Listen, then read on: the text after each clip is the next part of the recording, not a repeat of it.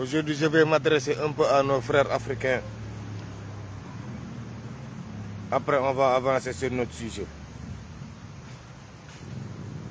Frères et sœurs, Maliens, Burkinabé, Niger, Guinée-Conakry,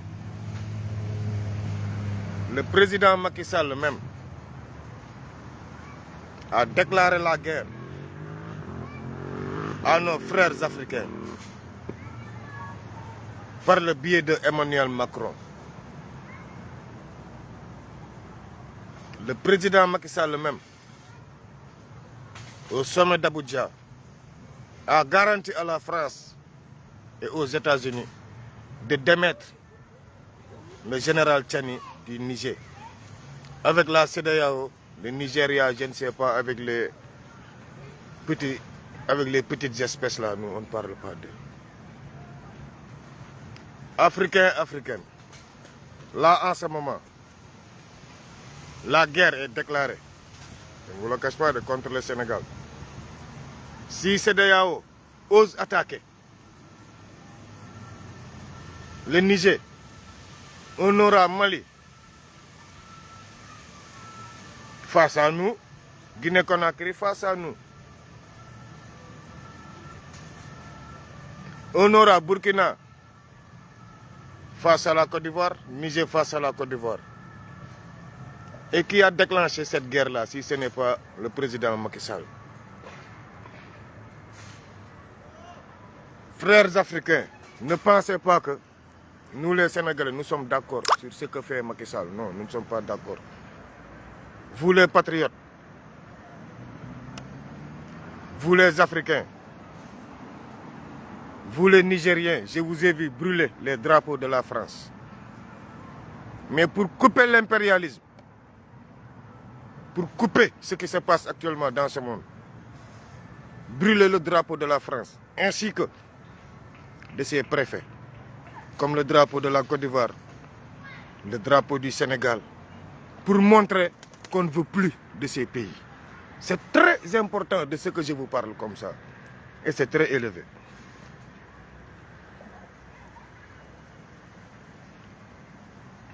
Le combat là, au Mali, ils ont déjà massacré le consulat. Au mois de juin, on avait massacré tous les consulats, tout. Jusqu'à ce que Aïssata Tall Sall a intervenu. Vous les Ivoiriens, fermez le consulat du Sénégal. Peuple du Niger, fermez le consulat. Nigeria, fermez le consulat. Guinée, fermez le consulat. Il ne faut jamais faire confiance à un frère qui veut ta mort. Il ne faut jamais faire confiance à un frère qui a plus confiance aux Blancs qu'à toi. Gaï, Macky Sall était en discussion très avancée avec le roi Mohamed VI. Peuple marocain, aujourd'hui, vous les dignitaires marocains, c'est dommage que vous allez encore insulter les Noirs à travers Macky Sall. Après ça, vous voulez que les Arabes là vont nous respecter. Macky Sall était très en avance, mais à cause d'Emmanuel Macron, il a trahi le roi Mohamed VI. Il l'a trahi sauvagement même. Une trahison brutale. Il a trahi ses frères africains. Même si c'est des imbéciles comme Patrice Talon qui commencent à discuter avec lui. Macky Sall, tu as trahi tes propres frères. Pour qui la France, qui te menaçait. Mais c'est dommage. Sur la diplomatie, tu étais bien parti jusqu'à la fin. Tu as gommé tout ce que tu as fait dans ta vie. Tout ce que tu as fait dans l'UEMOA, partout, tout ce que tu as fait, tu as gommé. À travers ton discours minable de mendiant. Et bien sûr, tu es le mendiant africain. Mais tu n'es pas un mendiant africain. Là aussi, le mot n'était pas codé, tu es un mendiant. Tu es un mendiant occidental parce que tu as mendié pour la France, l'Allemagne et les Occidentaux, pas pour l'Afrique. Ce que tu as mangé en Russie, c'est les Occidentaux qui l'ont mangé, pas nous. Peuple burkinabé, Macky Sall, il n'a pas mangé pour nous. Peuple malien, Macky, il n'a pas mangé pour nous, Africains. Mais il a mangé pour le peuple français. Et nous qui sommes là, on sait que le peuple français a faim. Il a mangé pour le peuple français, pas pour l'Afrique. C'est pour ça que je félicite le général, le colonel Assimi Goïta, qui n'a rien demandé, qui est venu avec des projets, parce qu'il a tout réalisé. Il se sert du fognon, pas du blé. Il n'a pas besoin de la Russie pour manger. Ça, c'est autosuffisance. Sur le cas de Sonko, à cause du coup d'État du Niger, les Occidentaux ont préféré sacrifier Sonko avec Macky Sall. Il est en Gambie parce qu'il pense qu'il va faire ce qu'il avait fait à Yaya Jammeh, il va le faire au Niger, parce que c'est ça qu'il avait dit. Mais vous, peuple africain, réveillez-vous et soyez unis. Si une seule armée de la CEDEAO, si c'est Nigeria ou Sénégal, si une seule armée ose s'attaquer à un de ces pays-là, dirigé par nos vaillants militaires, si une seule armée ose s'attaquer, les gars, il faut tout péter. Ces populations-là doivent subir l'erreur qu'ont commis leurs dirigeants. Les Sénégalais qui sont au Mali doivent subir le coup. Les Sénégalais au Niger, ils doivent subir. Les Ivoiriens, les Nigériens, ils doivent subir. On dit que c'est les Tunisiens. Non, les Tunisiens ont raison. Des fois, si on a des dirigeants imbéciles, hypocrites comme ça, il faut faire subir leur population pour faire comprendre au peuple que vos dirigeants sont des bâtards. C'est ça la réalité. S'il y a guerre, ça ne sera pas une guerre interarmée, mais même interpopulation. Tous les présidents de la CEDEAO, leur peuple en Guinée doivent quitter la Guinée. Même s'ils sont 4 millions de Sénégalais, même s'ils sont des patriotes, même s'ils sont avec Ousmane Sonko, ils doivent quitter la Guinée. S'ils sont au Mali, vous, peuple malien, s'ils osent attaquer Niger, tous les Sénégalais, tous les Ivoiriens, tous les Nigériens, le peuple nigérien qui sont au Mali doivent quitter le Mali. Quel que soit le prix à payer, et vous récupérez tous leurs biens, tout. Vous avez le droit. Parce qu'ils ont des États hypocrites et des États imbéciles. Et pour faire réagir une population, il faut la faire souffrir. Le système nous fait souffrir, on ne parle pas, non. Maintenant que tout le monde souffre. En cas de ce... Tout le monde souffre, après on va savoir qui est qui va perdre. Africains, prenons nos responsabilités en main. Sur le cas du Sénégal, j'entends beaucoup parler, pleurer, Ousmane Sonko. Pastef de 2017, ce n'est pas Pastef 2023. Pastef 2019, ce n'est pas Pastef 2023. 2017, da ngeen amoon Pastefu philosophie. Philosophie fii la yam, philosophie c'est trop petit. Moo tax ñun bokkuñu woon si loolu. 2019, ngeen ñëw am Pastefu idéologie. Idéologie mooy andi nit ñi nax la dugg la. Ndax dañ naan ñoo bokk idéologie fekk nax nañ la. 2021, la Pastefu Maarifa juddu. Maarifa mooy la palpable. Pastef bi c'est une réalité. Dootul ay Pastefu parti politique. Non, c'est la réalité politique. C'est une réalité politique. Pastef là, ce sont des faits qui sont là. Ay Pastef, idéologie, philosophie, c'est beau. C'est beau de le dire, mais ça c'est passé. Maintenant, c'est une réalité politique qui est là, posée devant nos yeux. Il n'est plus temps naan ay dañuy sauver Sonko Pastef du kii ñun waxatuñ ay génnee Sonko xam nga lu ñuy wax ni jëlee Macky Sall palais ba mais pas ay génnee Sonko gars yi bàyyi leen Sonko mu ngi gérer boppam. Gendarmerie nationale seen biir d'accord ñu woon seen biir parce que ñi ko war a exfiltrer ce ne sont pas des Sénégalais te Sonko du am sécurité te xam na ne buñ ko exfiltrer rey ko ñoom dinañu rendi nday gendarme yëpp donc on passe. ñoom bu ñu d'accordoon seen biir démb Sonko ñu jël ko mu fanaani te bu leen sonn de Sonko du toog Sébikotane bu ñu yéexee Sonko du toog Sébikotane pour lan ñu ndaj ko Sébikotane nag dialogue yi commencé na te Sonko du wax ak kenn ci kaso bi yéen waa prison Sébikotane ngir yàlla visite bu Sonko mënti am guddi fexe leen ba signaler leen ñu ko Sonko bul recevoir kenn. Cheikh Tidiane Sy nee na nguur bu demee ba ne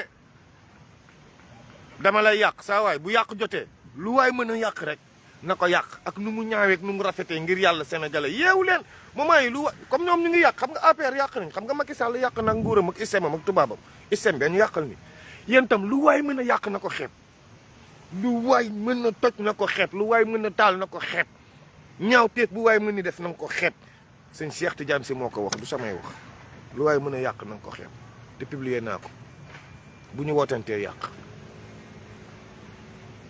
xale yi nag ñu ngi ci terrain bi Casamance tiré nañ ay balles réelles pour vous faire peur l'armée prenez vos responsabilités c'est pas vous qui avez tiré des balles ay agent BMS ñooñu duñu ay agent BMS dañ leen rax ci police bi mooy les agents de Jérôme Bagnakaki je prends l'Afrique en témoin je prends le peuple en témoin doomu Casamance bu ñu deewee gars yi Sonko mu ngi ci biir de wax nañ ba sonn ngeen ne dañuy yàq xeex léegi nag ñun nag suñuy doom la ñuy rey yéen Dakar demee fa noonu rey ñu leen ñun on tue nos enfants dëgg neex yàlla sànq Jibeloor waa BMS dóor nañ fa benn boy bal Jibeloor foofu Ziguinchor moment bii nag ñun tam ah gars yi dañuy xeex de kenn dootul rey suñuy doom de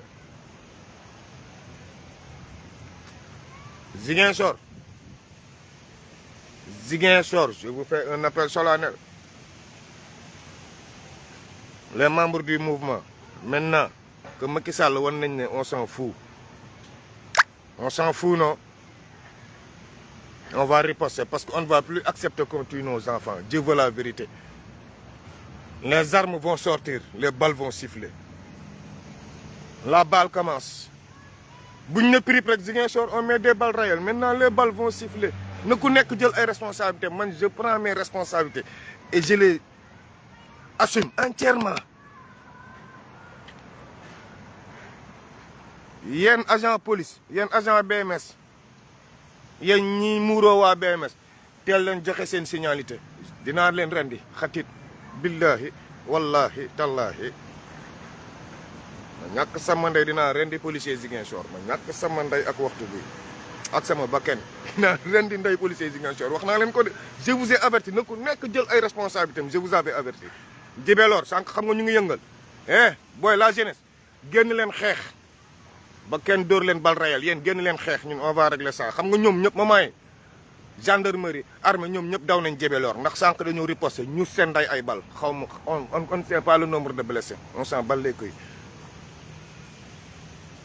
bu yàq jotee lu waay mën a yàq na ko xeeb léegi dañuy yàq gat sa lañ nekk dafa war a ñaaw day ñaaw ñun on va riposter l'armée nag yéen a jëlu seen responsabilité ba police tirer à votre nom police nag muuróow leen parce que des gradés de l'armée moo fait signe très tôt ne ma que c'est pas des militaires qui ont tué mais c'est des agents de la BMS parce que ay militaires si boppam bi ñu tiré militaires yi dañu leen téye ñu génnee seen carte kon waa police ñoo rey man tam kenn du ma fen loolu ma xamul kenn du ma wax loolu ma xamul ñoo naan ma fenal armée rey du ma wax armée reyul armée ñoo leen jàpp ñu génnee seen carte BMS kon police moo rey vous les jeunes de Ziguinchor sortez rond-point Belali armée moo fa monté nekk fa pour tirer leen sortez et contournez-moi ces militaires dugg leen Belfort station Belali rek magasin yi nekk Belali banques yi na lépp tàkk jëppét on a eu 2 morts des blessés graves par balle ñu ngi hôpital depuis démb li ñuy dépensé ñoo ko xam